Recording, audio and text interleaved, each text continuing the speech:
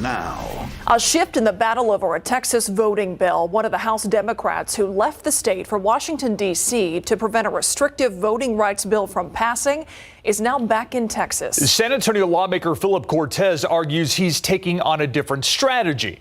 But not all of his colleagues agree with that decision. The Night Team's John Paul Barajas spoke to him to find out what led to his return to Austin.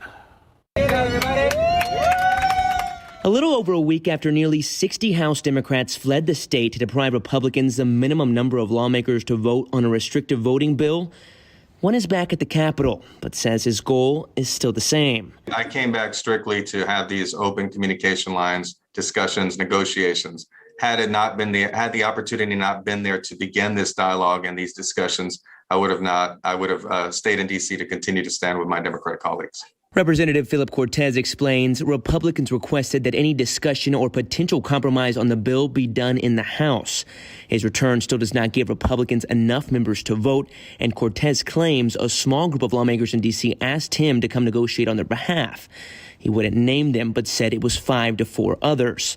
Democratic Representative Ina Mijares is not one of them. She put in her statement, it's disheartening to think that some representatives might value a gavel over protecting the voting rights of all Texans. How does that make you feel and going forward? I'm not going to let that statement distract from my job here.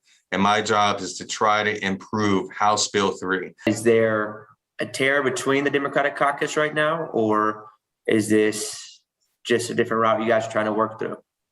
It's important that any issue, especially a controversial one like this, that we have different tracks that we're taking to address the issue. Cortez says him coming back is simply another way to try and improve language in the voting bill, and that he hopes to target key topics like poll watchers, 24-hour and drive-through voting, as well as mail-in ballots. Tomorrow, the good faith negotiations, as he called it, will begin as he's set to meet with the author of the bill, Andrew Murr. And a little while ago, we got a statement from Representative Diego Bernal regarding Cortez's return. It reads, the Bear delegation all made commitments to each other face to face. Phil violated that. He left under cover of night without telling us, disappeared. He knew what he was doing, end quote.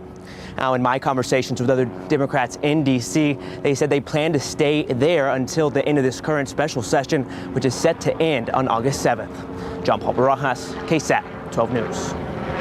Thank you, John Paul. Certainly seems like some Democrats not happy with Cortez returning. The regular legislative session that ended this spring still has some unresolved issues. The Texas Tribune reports the Texas Supreme Court is now set to look into whether Governor Greg Abbott can withhold pay for the legislature and its staff.